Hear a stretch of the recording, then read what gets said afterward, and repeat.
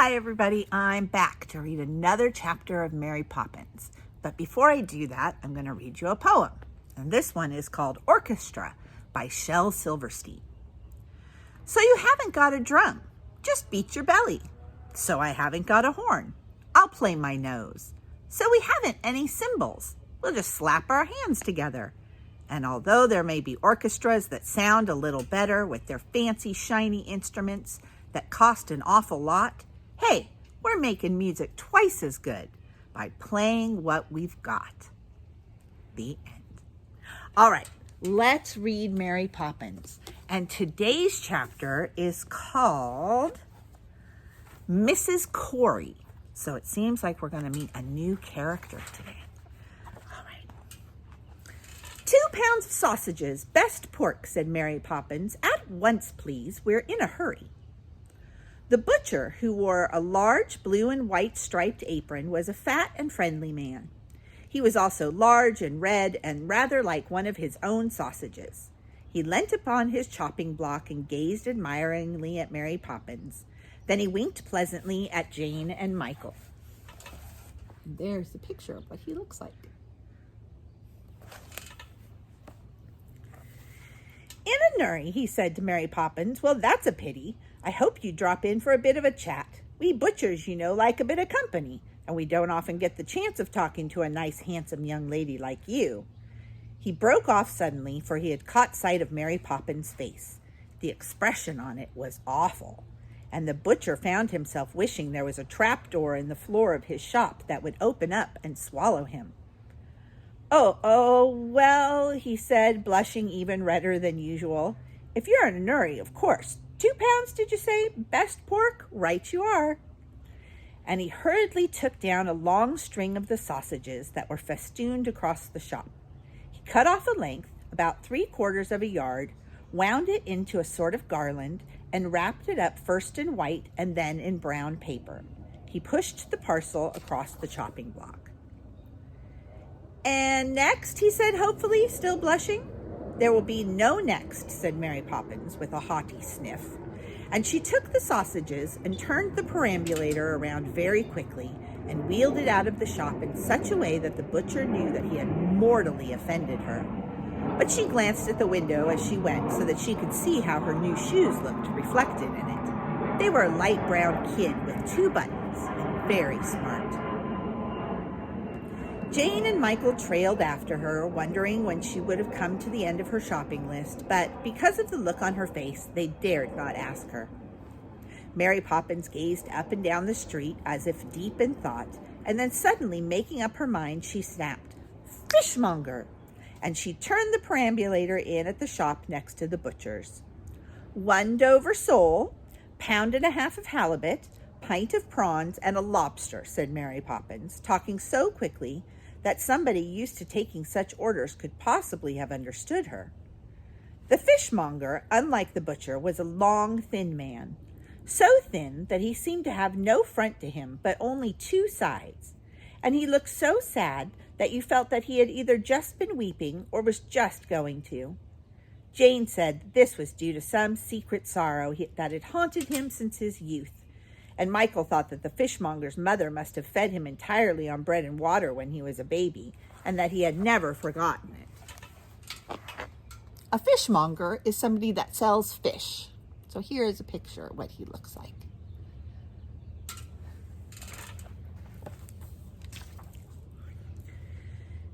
Anything else? Said the fishmonger hopelessly in a voice that suggested he was quite sure that there wouldn't be. Not today, said Mary Poppins.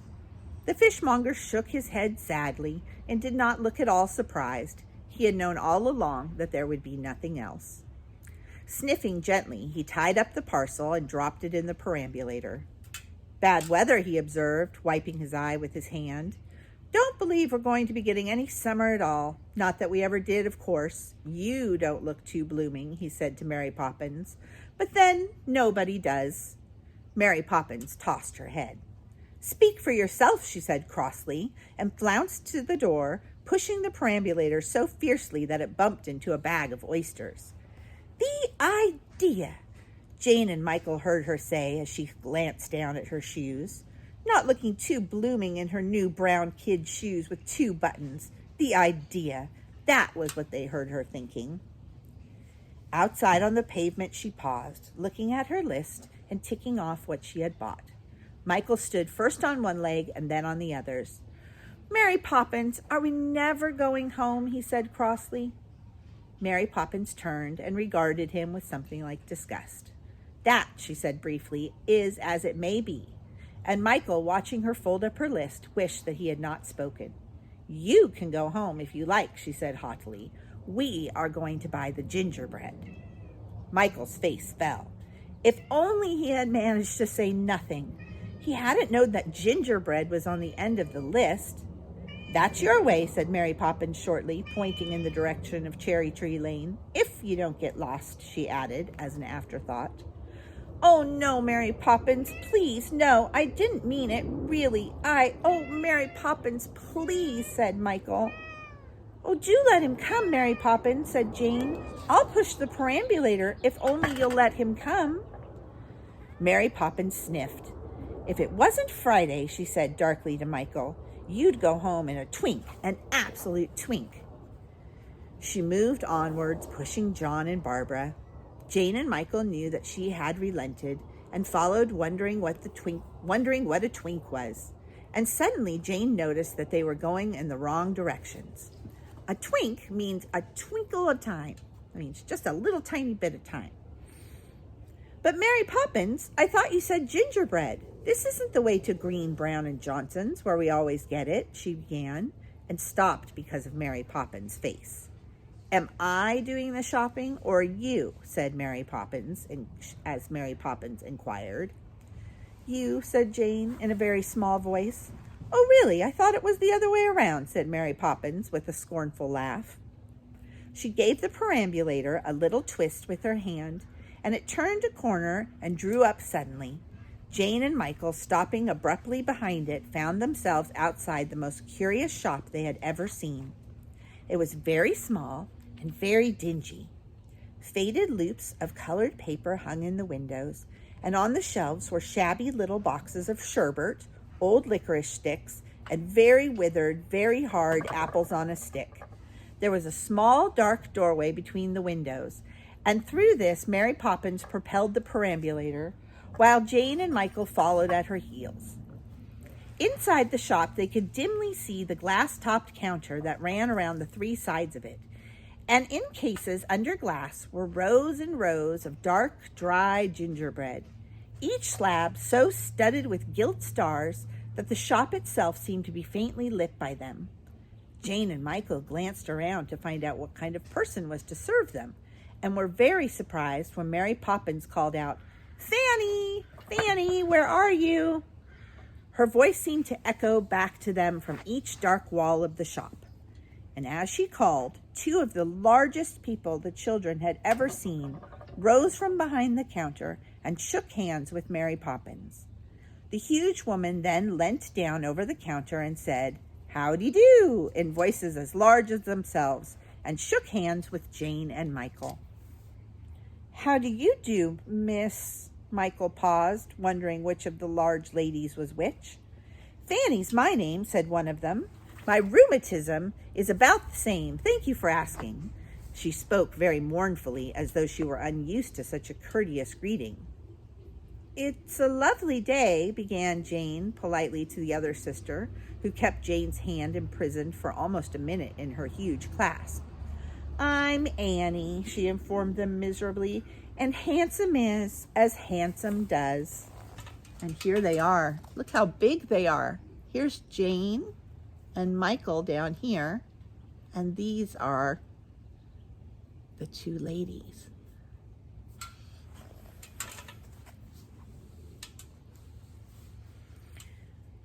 Jane and Michael thought that both the sisters had very odd ways of expressing themselves, but they had not time to be surprised for long, for Miss Fanny and Miss Annie were reaching out their long arms to the perambulator.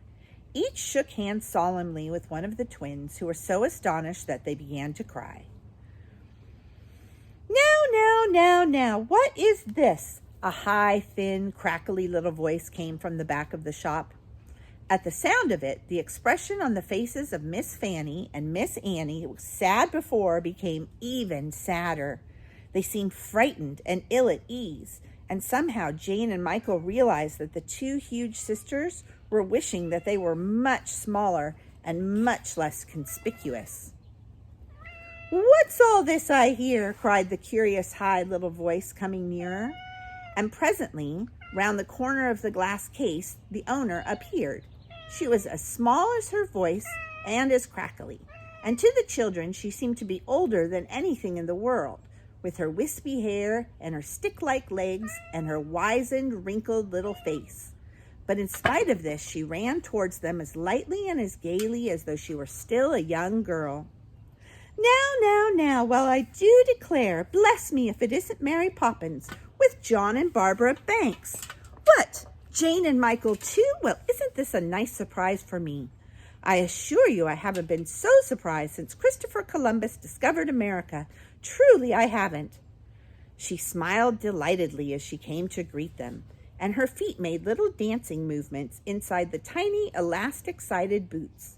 She ran to the perambulator and rocked it gently, crooking her thin, twisted old finger at Barbara and John until they stopped crying and began to laugh. And there she is.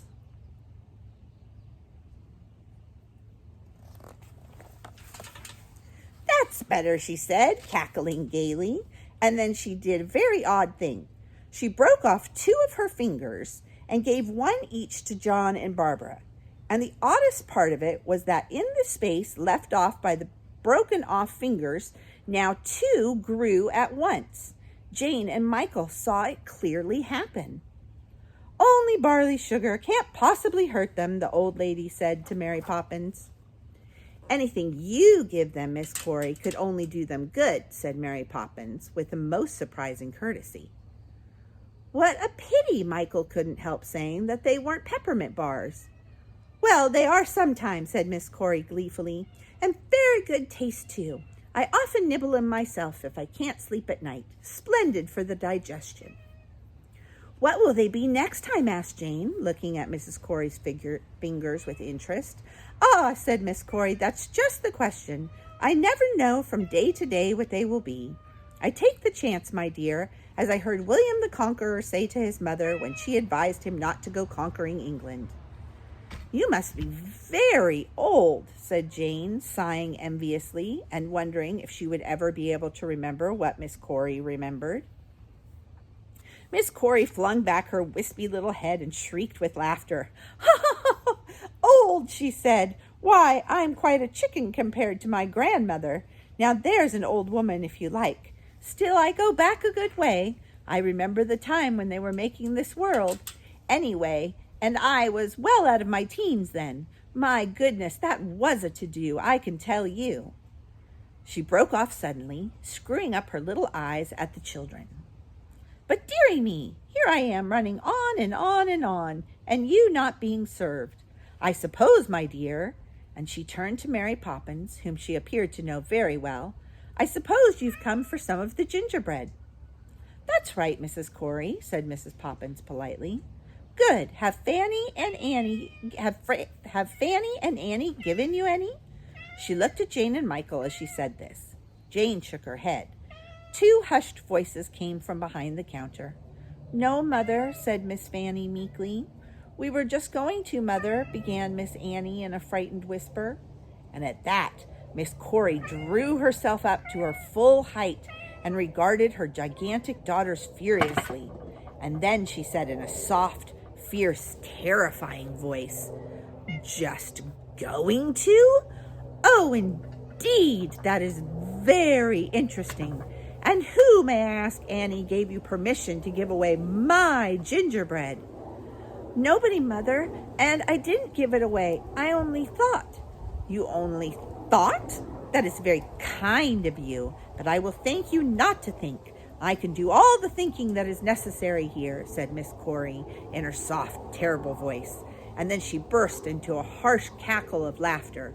"Ha, ha, ha, ha! Look at her! Just look at her, cowardly custard, cry baby!" she shrieked, pointing her naughty finger at her daughter. Jane and Michael turned and saw a large tear coursing down Miss Annie's huge, sad face. But they did not like to say anything, for in spite of her tininess, Mrs. Cory made them feel rather small and frightened. But as soon as Mrs. Cory looked the other way, Jane seized the opportunity to offer Miss Annie her handkerchief. The huge tear completely drenched it, and Miss Annie, with a grateful look, wrung it out before she returned it to Jane. "And you, Fanny, did you think too, I wonder?" The high little voice was now directed at the other daughter. "No, Mother," said Miss Fanny, trembling. "Humph! Well, just as well for you. Open that case." And with frightening, fumbling fingers, Miss Fanny opened the glass case. "Now, my darling," said Miss Cory in a quite different voice. She smiled and beckoned so sweetly to Jane and Michael that they were ashamed of having been frightened of her and felt that she must be very nice after all. "Won't you come and take your pick, my lambs? It's a special recipe today, one I got from Alfred the Great. He was a very good cook. I remember, though, he did once burn the cakes." "How many?" Jane and Michael looked at Mary Poppins. "4 each," she said. "That's 12, 1 dozen. "I'll make it a baker's dozen. Take 13, said Miss Cory cheerfully. So Jane and Michael chose 13 slabs of gingerbread, each with its gilt paper star.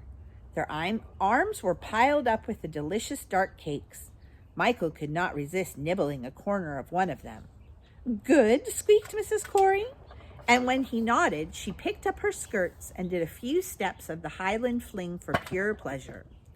"Hooray, hooray, splendid hooray," she cried in her shrill little voice. And then she came to a standstill and her face grew serious. "But remember, I'm not giving them away. I must be paid. The price is 3 pence for each of you." Mary Poppins opened her purse and took out 3 3-penny bits. She gave 1 each to Jane and Michael. "Now," said Mrs. Cory, "stick 'em on my coat. That's where they'll go." They looked closely at her long black coat, and sure enough, they found it was studded with 3-penny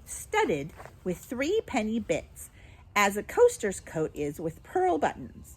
"Come along, stick 'em on," repeated Mrs. Cory, rubbing her hands with pleasant expectation. "You'll find they won't drop off." Mary Poppins stepped forward and pressed her 3-penny bit against the collar of Mrs. Cory's coat. To the surprise of Jane and Michael, it stuck. Then they put theirs on. Jane's on the right shoulder and Michael's on the front hem, and theirs stuck too. "How very extraordinary," said Jane. "Not at all, my dear," said Mrs. Cory, chuckling, "or rather, not so extraordinary as other things I could mention," and she winked largely at Mary Poppins. "I'm afraid we must be off now, Mrs. Cory," said Mary Poppins. "There's baked custard for lunch, and I must be home in time to make it." "That Mrs. Brill a poor cook?" inquired Mrs. Cory, interrupting. "Poor?" said Mary Poppins contemptuously. "That's not the word."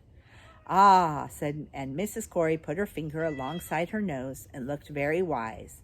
And then she said, "Well, my dear Mary Poppins, it has been very pleasant visiting, and I'm sure my girls have enjoyed it as much as I have." She nodded in the direction of her 2 large, mournful daughters. "And you'll come again soon, won't you, with Jane and Michael and the babies? Now, are you sure you can carry the gingerbread?" she continued, turning to Michael and Jane. They nodded. Mrs. Cory drew closer to them, with a curious, important, inquisitive look on her face. "I wonder," she said dreamily, "what you'll do with the paper stars." "We'll keep them," said Jane. "We always do." "Ah, you keep them. And I wonder where you keep them." Mrs. Cory's eyes were half closed, and she looked more inquisitive than ever. "Well," Jane began, "mine are under all my handkerchiefs in the top left-hand corner, and mine are in a shoebox in the bottom shelf of the wardrobe," said Michael.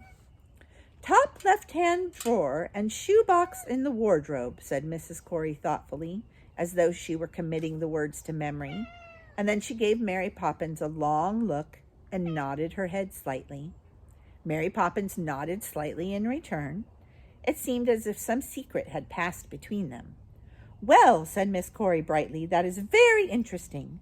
You don't know how glad I am to know you keep your stars. I shall remember that. You see, I remember everything, even what Guy Fawkes had for dinner every second Sunday. And now, goodbye. Come again soon. Come again soon." And Miss Cory's voice seemed to be growing fainter and fading away. And presently, without being quite aware of what had happened, Jane and Michael found themselves on the pavement, walking behind Mary Poppins, who was again examining her list. They turned and looked behind them. "Why, Jane," said Michael with surprise, "it's not there." "So I see," said Jane, staring and staring. And they were right. The shop was not there. It had entirely disappeared. "How odd," said Jane. "Isn't it?" said Michael. "But the gingerbread is very good." And they were so busy biting their gingerbread into different shapes, a man, a flower, a teapot, that they quite forgot how very odd it was. They remembered it again at night, however, when the lights were out and they were both supposed to be sound asleep. "Jane, Jane," whispered Michael, "I hear someone tiptoeing on the stairs. Listen." "Shh," hissed Jane from her bed, for she too had heard the footsteps. Presently the door opened with a little click, and somebody came into the room. It was Mary Poppins, dressed in a hat and coat, all ready to go out. She moved about the room softly with quick, secret movements. Jane and Michael watched her through half-closed eyes without stirring. First she went to the chest of drawers, opened a drawer, and shut it again after a moment. Then on tiptoe she went to the wardrobe, opened it, bent down, and put something in, or took something out. They couldn't tell which. Snap! The wardrobe door shut quickly, and Mary Poppins hurried from the room. Michael sat up in bed. What was she doing?" he said to Jane in a loud whisper. "I don't know. Perhaps she'd forgotten her gloves or her shoes or—" Jane broke off suddenly. "Michael, listen!" And he listened. From down below, in the garden it seemed, they could hear several voices whispering together very earnestly and excitedly. With a quick movement, Jane got out of bed and beckoned Michael. They crept on bare feet to the window and looked down. There, outside in the lane, stood a tiny form and two gigantic figures. "Miss Cory and Miss Fanny and Miss Annie," said Jane in a whisper. And so indeed it was. It was a curious group. Mrs. Cory was looking through the bars of the gate of number 17. Mrs. Fanny had two long ladders balanced on one huge shoulder, while Miss Annie appeared to be carrying in one hand a large pail of something that looked like glue, and in the other an enormous paintbrush. From where they stood, hidden by the curtain, Jane and Michael could distinctly hear their voices. "She's late," Mrs. Cory was saying crossly and anxiously. "Perhaps," Miss Fanny began timidly, settling the ladders more firmly on her shoulder, "one of the children is ill and she couldn't—" "Get away in time," said Miss Annie, nervously completing her sister's sentence. "Silence," said Mrs. Cory fiercely, and Jane and Michael distinctly heard her whisper something about great galloping giraffes, and they knew she was referring to her unfortunate daughters. "Hist!" said Mrs. Cory suddenly, listening with her head on one side like a small bird. There was the sound of the front door being quietly opened and shut again, and the creak of footsteps on the path. Mrs. Cory smiled and waved her hand as Mary Poppins came to greet them, carrying a market basket on her arm, and in the basket were something which seemed to give out a faint, mysterious light. Come along, we must hurry. We haven't much time," said Mrs. Cory, taking Mary Poppins by the arm. "Look lively, you two." And she moved off, followed by Miss Fanny and Miss Annie, who were obviously trying to look as lively as possible, but not succeeding very well. They tramped heavily after their mother and Mary Poppins, bending under their loads. Jane and Michael saw all four of them go down Cherry Tree Lane, and then they turned a little to the left and went up the hill. When they got to the top of the hill, there were no houses, but only grass and clover, and they stopped. Miss Annie put down her pail of glue, and Miss Fanny swung the ladders from her shoulder and steadied them until both stood in an upright position. Then she held one, and Miss Annie and the other. "What on earth are they going to do?" said Michael, gaping. But there was no need for Jane to reply, for he could see for himself what was happening. As soon as Miss Fanny and Miss Annie had so fixed the ladders that they seemed to be standing with one end on the earth and the other leaning on the sky, Miss Cory picked up her skirts and the paintbrush in one hand and the pail of glue in the other, and then she set her foot on the lowest rung of one of the ladders and began to climb it. Mary Poppins, carrying her basket, climbed the other. Then Jane and Michael saw a most amazing sight. As soon as she arrived at the top of her ladder, Mrs. Cory dipped her brush into the glue and began slapping the sticky substance against the sky. And Mary Poppins, when this had been done, took something shiny from her basket and fixed it to the glue. And when she took her hand away, they saw that she was sticking the gingerbread stars to the sky. As each one was placed in position, it began to twinkle furiously, sending out rays of sparkling golden light. "They're ours," said Michael breathlessly. "They're our stars. She thought we were asleep, came in, and took them." But Jane was silent. She was watching Mrs. Cory splashing the glue on the sky, and Mary Poppins sticking on the stars, and Miss Fanny and Miss Annie moving the ladders to a new position as the spaces in the sky became filled up. At last it was over. Mary Poppins shook out her basket and showed Mrs. Cory that there was nothing left in it. Then they came down from the ladders, and the procession started down the hill again, Miss Fanny shouldering the ladders, Miss Annie jangling her empty pail of glue. And at the corner they stood talking for a moment. Then Mary Poppins shook hands with them all and hurried up the lane again. Mrs. Cory, dancing lightly in her elastic-sided boots and holding her skirts daintily with her hands, disappeared in the other direction, with her huge daughter stumping noisily behind her. The garden gate clicked. Footsteps creaked on the path. The front door opened and shut with a soft clanging sound. Presently they heard Mary Poppins come quietly up the stairs, tiptoe past the nursery, and go on into the bedroom where she slept with John and Barbara.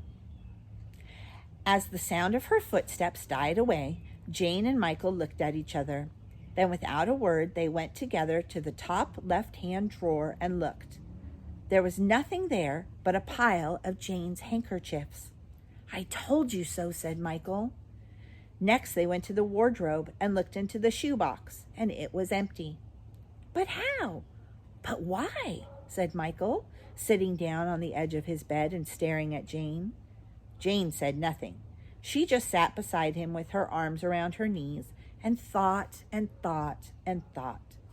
And at last she shook back her hair and stretched herself and stood up. "What I want to know," she said, "is this. Are the stars gold paper, or is the gold paper stars?" There was no reply to her question, and she did not expect one. She knew that only somebody very much wiser than Michael could give her the right answer. The end. All right. Chapter 9 is tomorrow, and that is John and Barbara's story. So tomorrow we will learn about the babies. I can't wait. I hope that you enjoyed this chapter, and I will talk to you tomorrow. Bye.